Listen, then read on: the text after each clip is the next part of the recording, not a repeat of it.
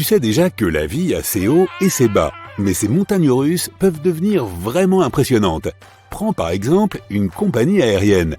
La ligne Scottish Airlines Logan Air reste le leader des vols commerciaux réguliers de courte distance.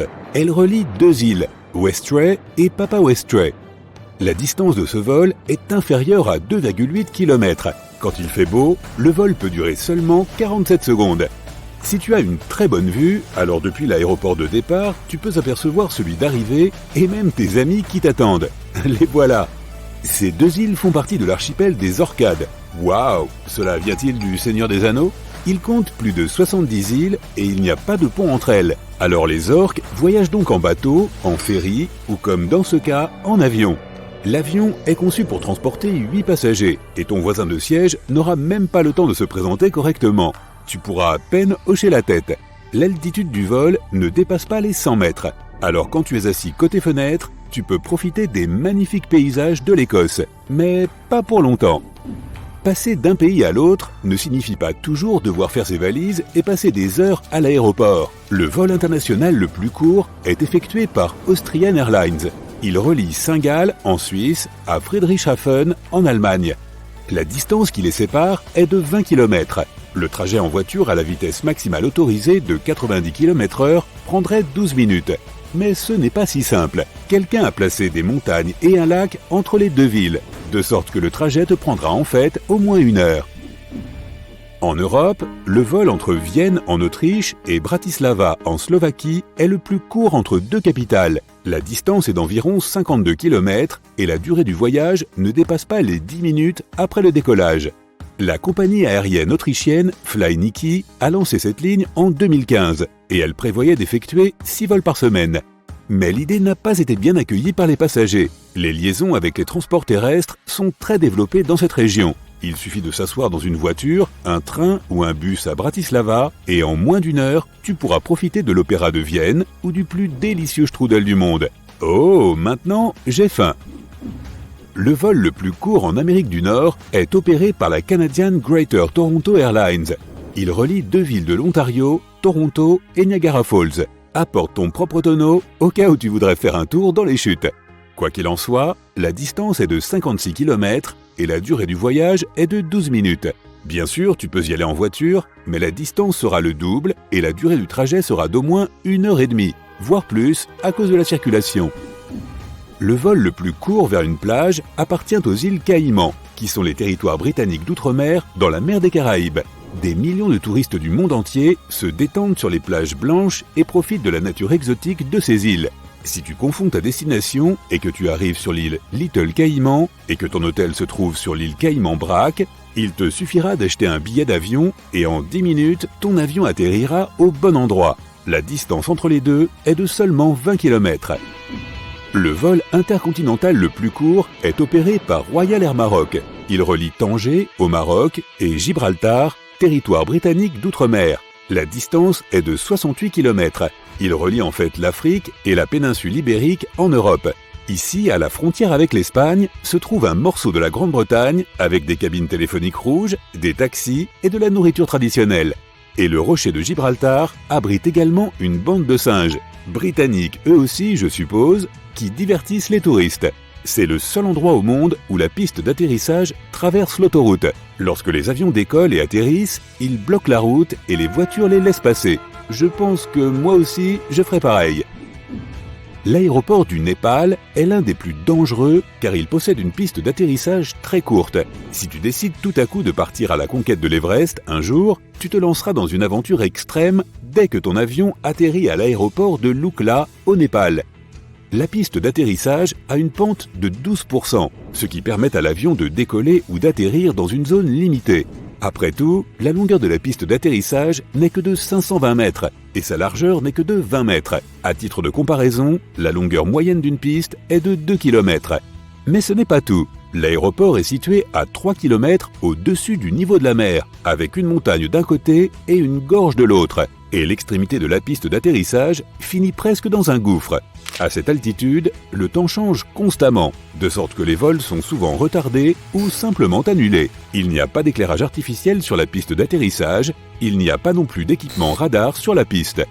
Les pilotes effectuent toutes les manœuvres manuellement. Les avions doivent atterrir du premier coup car il n'y a tout simplement pas de place pour faire demi-tour et réessayer. Les vols sont effectués principalement tôt le matin dans les conditions météorologiques les plus calmes. Pas de brume, de vent ou de nuages. Même le manège le plus fou de Disneyland ne battrait pas un atterrissage à l'aéroport de Lukla. Que dirais-tu de la distance la plus courte entre un avion et ta tête ? Passons à l'île de Saint-Martin et à l'aéroport principal des îles des Caraïbes. Si tu prends un bain de soleil sur la plage de Mao Beach, prépare-toi à devoir te baisser. D'énormes engins survoleront ta tête à une distance de seulement 15 mètres, car ils essaient d'atterrir. L'île est assez petite, tout comme la piste d'atterrissage. Elle se termine avec de l'eau des deux côtés, et les pilotes doivent voler aussi bas que possible pour que le train d'atterrissage touche la piste le plus rapidement possible. Les passagers de ces vols se souviennent longtemps de ces arrivées. Les spectateurs de la plage peuvent prendre des photos incroyables et pour les pilotes, c'est une sorte de mise à jour de leurs compétences. Il pleut à verse dehors quand on monte dans un avion. Si tu étais en voiture, il te suffirait de faire fonctionner les essuie-glaces et d'allumer les phares après avoir tourné la clé dans le contact. Les pilotes font-ils tout cela ? Les avions suscitent tant de questions et il est temps d'y répondre. Les avions ont-ils des essuie-glaces ? Oui, les avions commerciaux en ont, mais ils ne sont utilisés que pendant le roulage, le décollage et l'atterrissage. Lorsqu'un avion atteint son altitude de croisière, les pilotes arrêtent les essuie-glaces. La vitesse de l'avion est suffisamment rapide pour nettoyer les pare-brises de la pluie.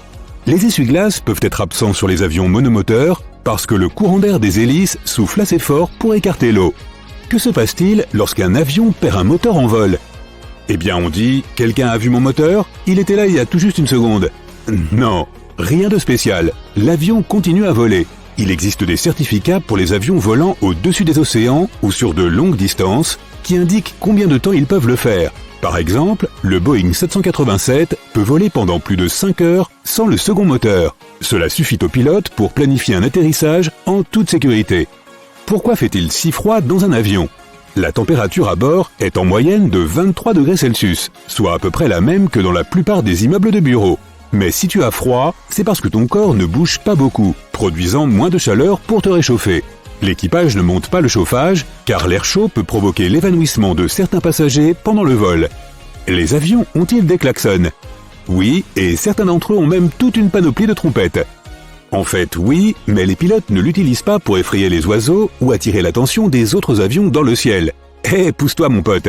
On ne peut entendre ce son aigu qu'au sol quand l'avion ne bouge pas. Comme lorsqu'un ingénieur vérifie quelque chose dans le cockpit et veut attirer l'attention d'un membre de l'équipe au sol. Pourquoi les avions laissent-ils des traces blanches dans le ciel ? Cela se produit lorsque le moteur brûle du carburant. Il éjecte de l'eau et du dioxyde de carbone qui se mélangent à l'atmosphère. Et comme l'air est froid à haute altitude et que cet échappement est chaud, l'eau se condense et peut geler, créant ainsi ces traînées blanches. Les avions ont-ils des freins ? Oui, il existe des freins multidisques fabriqués dans un matériau à base d'acier au carbone, similaire à celui de ta voiture. Mais les utiliser ne suffit pas pour arrêter l'avion lorsqu'il touche le sol. Le système de freinage comprend également différentes surfaces qui glissent hors des ailes et entravent la circulation de l'air. Une porte d'avion peut-elle s'ouvrir en plein vol ? La pression de la cabine est la force qui empêche cela. Si quelqu'un essayait de le faire, il devrait surmonter plus de 11 000 kg de pression, le poids d'une ancre de bateau. De plus, il y a des boulons de verrouillage situés profondément dans la structure de l'avion qui maintiennent la porte en place. Que se passe-t-il lorsque la foudre frappe un avion ? Selon les statistiques, cela arrive à chaque avion commercial environ une fois par an. Mais les pièces métalliques de l'avion et les systèmes de protection contre la foudre empêchent l'accumulation d'électricité. Ainsi, dans la plupart des cas, un avion ne présente qu'une trace de brûlure à sa surface. Pourquoi les sièges et les fenêtres ne s'alignent-ils pas toujours ? Bonne question. Tous les avions commerciaux sont conçus avec des sièges et des fenêtres parfaitement alignés. Mais lorsqu'une compagnie aérienne achète un appareil, elle choisit souvent d'ajouter des sièges supplémentaires. Plus de sièges signifie plus de passagers et plus de billets vendus. Et moins de vues et moins d'espace pour les jambes pour nous. Tu vois le délire ? Pourquoi les agents de bord touchent-ils le compartiment supérieur ? On pourrait croire qu'ils vérifient s'il est bien fermé. Mais non, ils utilisent une rampe cachée au fond du compartiment supérieur pour marcher plus facilement dans le couloir. À quoi servent ces marques blanches en spirale sur les moteurs ? Comme le personnel au sol porte des protections auditives, il ne peut pas se fier à ses oreilles pour décider si l'approche de l'avion est sûre. Le fait de voir le tourbillonnement des moteurs d'avion les incite à se tenir à l'écart de la zone. Pourquoi y a-t-il des trous dans les hublots des avions? Ces fenêtres ont en fait 3 vitres de plexiglas. Le petit trou se trouve au milieu. Il permet de réguler l'énorme différence de pression à l'intérieur et à l'extérieur de la cabine, afin que la vitre extérieure puisse supporter la charge. Si la vitre extérieure venait à se briser, la vitre centrale, même percée, suffirait à maintenir la fenêtre intacte. Ce trou empêche également les fenêtres de s'embuer. Pourquoi y a-t-il des crochets sur les ailes? En cas d'atterrissage d'urgence sur l'eau, les passagers doivent marcher sur les ailes glissantes pour utiliser certaines sorties de secours. C'est pourquoi les membres d'équipage fixent une extrémité d'une corde au cadre de la porte et l'autre à l'aile par le crochet. Une autre corde est fixée dans le deuxième trou, ce qui permet de guider les passagers en toute sécurité le long de l'aile jusqu'au toboggan gonflable. Pourquoi les ailes ont-elles des lumières de couleurs différentes? C'est pour Noël. Non, la lumière rouge à l'extrémité de l'aile gauche, la verte à droite et la blanche à l'arrière constituent les feux de navigation de l'avion. Ils permettent aux autres pilotes de connaître la position de l'avion et la direction dans laquelle il se déplace, vers eux ou dans l'autre sens. Les avions ont-ils des clés de contact? Les clés de contact étant généralement une mesure de sécurité, la plupart des avions commerciaux n'en ont pas besoin. Ils sont enfermés dans des hangars sous surveillance 24 heures sur 24, 7 jours sur 7. Pour démarrer le moteur, un pilote n'a qu'à appuyer sur des boutons et à tourner des interrupteurs. Mais les petits avions privés, comme le Cessna, ont des clés de contact pour démarrer le moteur et même des verrous sur les portes. Pourquoi y a-t-il des triangles au-dessus des fenêtres?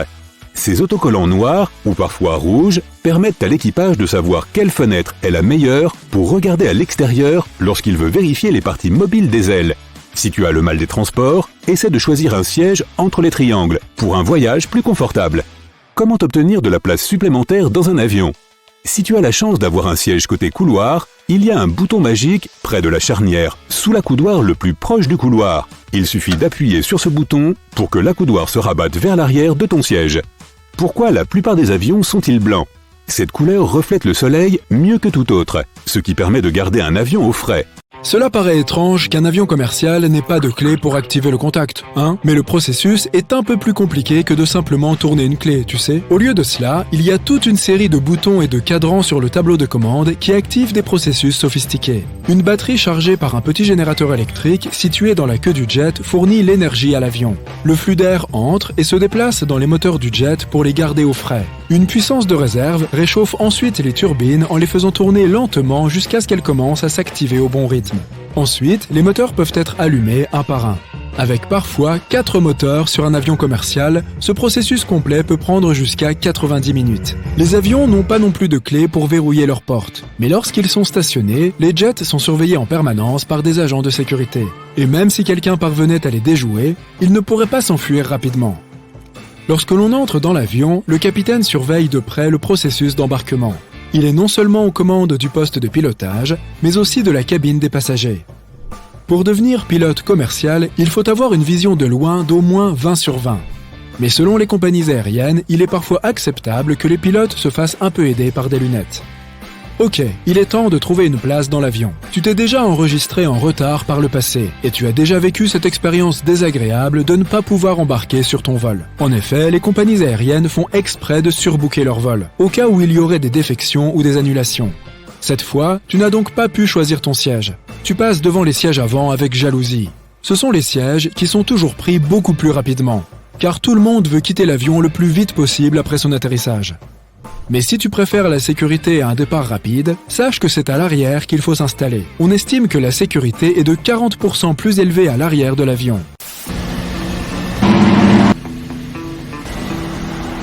Peut-être que tu préfères prendre la voiture plutôt que l'avion. Les chances que quelque chose de dangereux arrive à un avion pendant un vol sont de 1 sur 11 millions.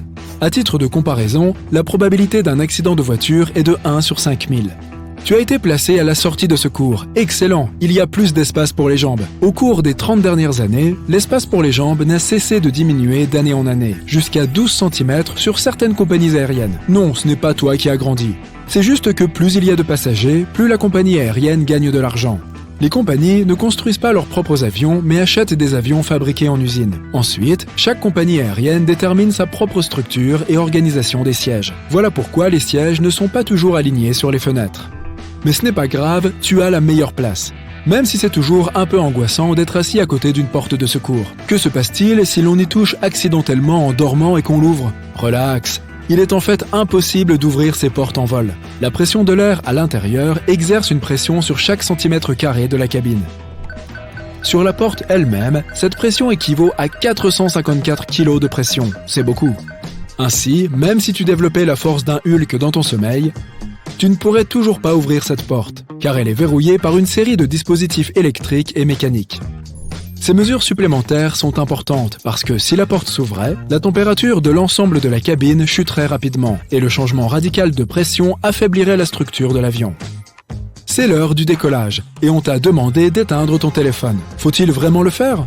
10% des gens admettent qu'ils ne parviennent pas à éteindre leur téléphone et qu'ils ne le mettaient même pas en mode avion. Les téléphones portables peuvent causer des problèmes, mais ils ne perturbent pas réellement l'électronique comme on pourrait le croire. Mais oui, il existe une réelle inquiétude quant au fait que ton téléphone puisse recevoir des signaux de plusieurs tours au sol, ce qui distrait fortement les pilotes. Alors, facilitons spontanément leur travail en éteignant nos appareils.